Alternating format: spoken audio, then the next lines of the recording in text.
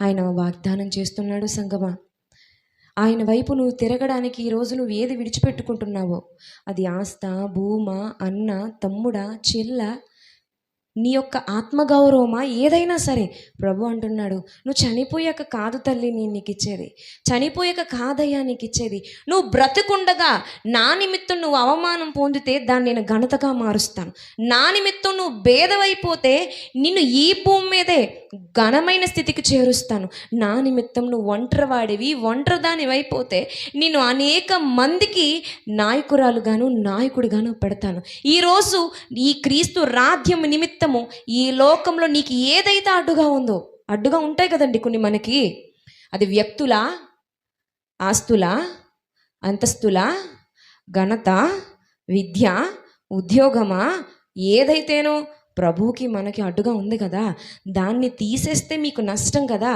లోకపరంగా వాళ్ళని తీసేస్తే, లేదా ఆ వస్తువుని తీసేస్తే, ఆ ఆస్తుల్ని తీసేస్తే మనకి నష్టం కదా.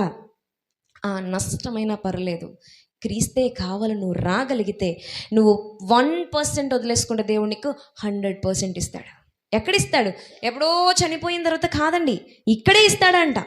అదే విశ్వాసం అంటే, అదే నిరీక్షణ అంటే. ఎవరైనా అలా చేస్తారా? జేబులో 10 రూపాయలు ఉంటే, కొన్ని 100 రూపాయలు ఉంటే, ఆ 100 ఇచ్చి నీకు 1000 ఇస్తానంటే ఎవరైనా ఇస్తారా? ఎవరు ఇవ్వగలరు? కన్నబిడ్డలు అయితే ఇస్తారు. మీరు చెప్పి చూడండి, నన్ను ఆ 100 ఇచ్చి నీకు 1000 ఇస్తానంటే ఏం చేస్తాడు? పరాయి వాడు ఇస్తాడా? ఎందుకు ఇవ్వడు? నేను నమ్మట్లేదు వాడు, కానీ బిడ్డ నమ్ముతున్నాడు. నిజంగా దేవుని బిడ్డలైతే ప్రభు నమ్మి చూడండి, ఆయన ఇమ్మంటున్నాడు, ఇచ్చే, నాకు నీకు అడ్డంగా ఉన్నది ఇటిచ్చే, తీసే, పక్కకు తీసే, అందుకే రెట్టింపు నీకు ఇస్తాను. ఇది నిన్ను నన్ను దూరం చేస్తుంది, నిన్ను నన్ను వేరు చేస్తుంది అని అడుగుతున్నాడు. ఇచ్చేస్తారా? నమ్మిన వాళ్ళు ఇవ్వగలరు, నా తండ్రి అన్న వాళ్ళు ఇవ్వగలరు. ఎంతమంది విశ్వసిస్తున్నారో వాళ్ళందరూ ఈ దినమందు మీకును దేవునికిని, మీకును ఆ పరలోకమునకును ఆటంకమైన దాన్ని ఈరోజు విసర్జించేసేటువంటి అద్భుతమైన, ధన్యకరమైన, ఎంతో శ్రేష్టకరమైన నిర్ణయాన్ని రాత్రికాల సమయంలో మీరు తీసుకోండి.